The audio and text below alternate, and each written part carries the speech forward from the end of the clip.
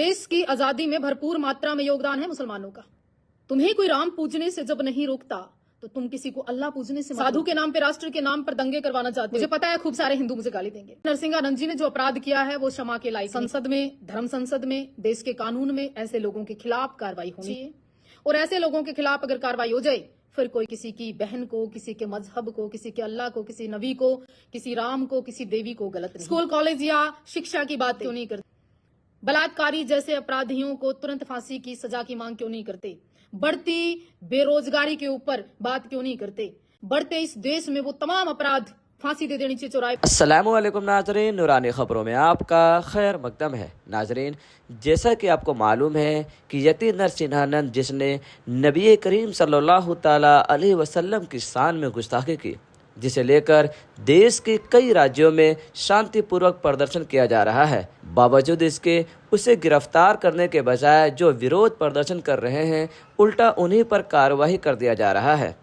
लेकिन जो अमन पसंद लोग हैं, जो हिंदुस्तान में भाईचारे और गंगा जमुना तहजीब को लेकर चलते हैं, वह इन बाबाओं के खिलाफ कड़ी आलोचना कर रहे हैं, चाहे वह किसी भी धर्म, किसी भी मजहब का ही क्यों ना हो। इसी बीच एक हिंदू पंडित लड़की ने यति नरसिंहानंद के खिलाफ कड़ी आलोचना की है और कहा है कि इतना घटिया बयान कैसे दे सकता है यति नरसिंहानंद। आइए इस हिंदू पंडित का वह बयान सुनते हैं। नाजरीन, वीडियो पसंद आने पर वीडियो को लाइक और शेयर जरूर करें और जितना हो सके इस वीडियो को शेयर करें। और अगर आप हमारे चैनल नूरानी खबरें पर नए हैं तो चैनल को सब्सक्राइब कर पास में लगे बेल आइकन को जरूर दबाएं ताकि अपलोड होने वाले वीडियो की नोटिफिकेशन आपको मिल सके। हाँ जी, नमस्कार। मैं साध्वी देवा ठाकुर, डायरेक्टर देवा इंडिया फाउंडेशन। मेरी दोनों हाथ जोड़ के निवेदन है वो हर व्यक्ति इस वीडियो को मेरी शेयर करने का काम करना, जिससे देश से कोई लेना देना नहीं, जिसका राष्ट्र में कोई सहयोग नहीं, वो रहने देना, कोई दिक्कत नहीं है। तो मेरा निवेदन यह है कि कल मैंने एक वीडियो पोस्ट की थी। स्वामी नरसिंहानंद जी महाराज हैं, डासना मंदिर गाजियाबाद से। उनका एक बयान आया नबी अल्लाह के खिलाफ। उन्होंने बहुत अमर्यादित भाषा का प्रयोग किया। मैं तमाम हिंदुओं से और इस राष्ट्र के सभी लोगों से एक बात पूछना चाहती हूँ कि भारत के अंदर क्या मुसलमान नहीं रहता? क्या भारत की आजादी के अंदर मुसलमानों का कोई सहयोग नहीं है? क्या इस देश के अंदर मस्जिद नहीं है? क्या इस देश के घर अंदर गिरजाघर नहीं है? क्या इस देश की सेना में मुसलमान नहीं है? क्या इस देश में मुसलमानों की वोट आप नहीं लेते? क्या इस देश के अंदर मुसलमानों के द्वारा फैक्ट्री, उद्योग, हर तरह के जो कारीगर है वो नहीं है? क्या इस देश के अंदर मुसलमानों की कोई कमी है? तो उसके बावजूद भी क्या उनको अपना भगवान, अल्लाह, नबी पूजने का अधिकार नहीं है? है। बिना कारण, बिना वजूद के अपनी जुबान गंदा करना मेरे ख्याल से इंसानियत नहीं है। तुम्हें कोई राम पूजने से जब नहीं रोकता तो तुम किसी को अल्लाह पूजने से मत रोकिए। तुम्हें कोई नवरात्रि रखने से जब कोई नहीं मना कर रहा तो तुम किसी को अपने रोजे रखने से भी मत रोकिए। जब तुम्हें कोई गाय पूजने से नहीं रोक रहा ना, तो तुम भी किसी की भावनाओं को आहत ना करें तो ज्यादा अच्छा है। या फिर भारत के अंदर कोई कानून ले आओ ना तुम, है? फिर देश में कानून क्यों? गलत बात है। जहां गलत है वहां गलत है, चाहे वो हिंदू है, चाहे मुस्लिम है, चाहे सिख है। कालजा नहीं है लोगों के अंदर सच को सच कहने का। कारण है उसका, लोगों को वोट चाहिए। हिंदू नेताओं को भी और मुस्लिम नेताओं को भी वोट चाहिए, इसलिए हक की बात नहीं करेंगे ना सच की बात करेंगे।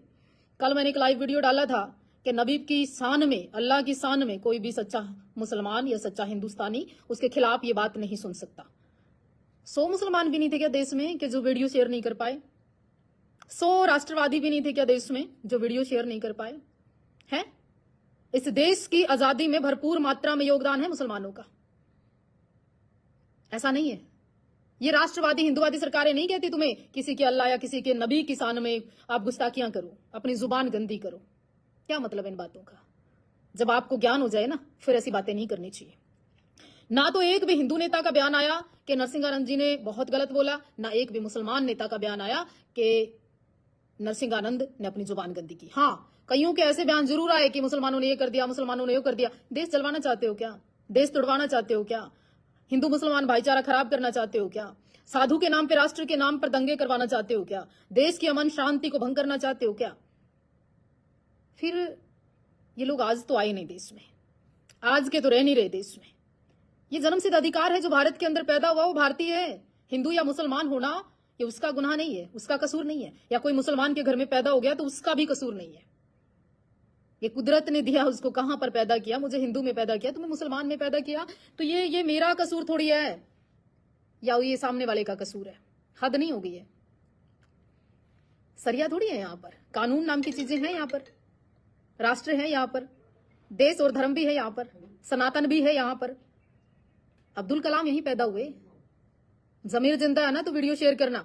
और मैं ये कहना चाहती हूं, ऐसा या कोई मुसलमान हो, ऐसा यहां कोई हिंदू हो, अगर कोई धर्म के खिलाफ इतनी गंदी जुबान बरतेगा तो जुबान मेरे ख्याल से फिर वो शब्दों के लायक भी नहीं होनी चाहिए, है ना।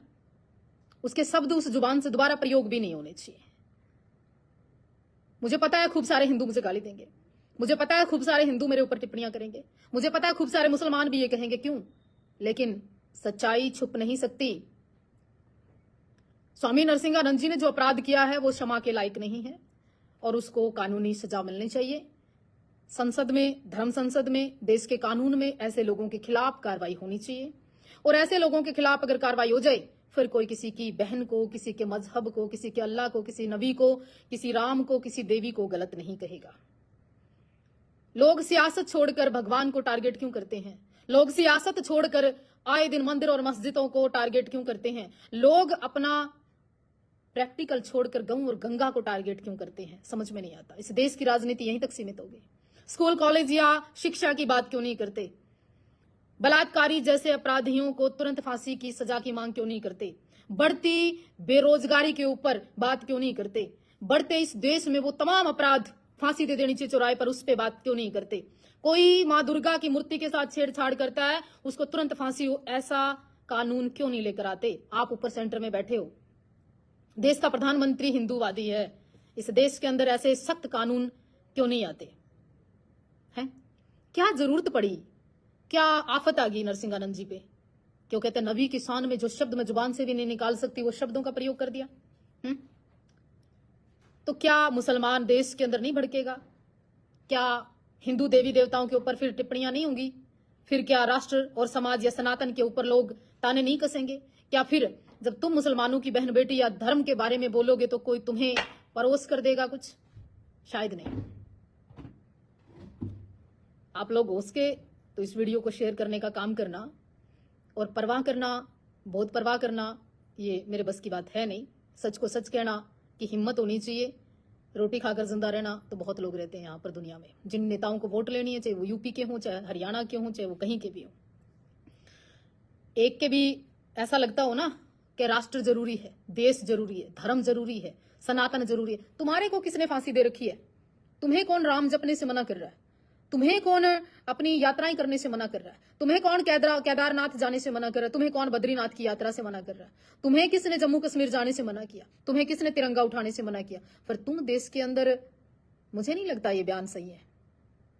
तो अगर लगता है कि ये बात सही है, और आपको मैं एक वीडियो दिखाऊंगी आज, जिस वीडियो के अंदर नवरात्रि के दिनों में एक महिला उठती है, दुर्गा का स्वरूप धारण करती है, और वो एक महिला की आईब्रो बनाती है ब्यूटी पार्लर में, दुर्गा का स्वरूप धारण करके। हिंदुओं के मुंह में दही जम गई, कानूनी कार्रवाई नहीं करवाई, ये 295 उसके ऊपर नहीं लगी, तब नहीं बोलते तुम हैं?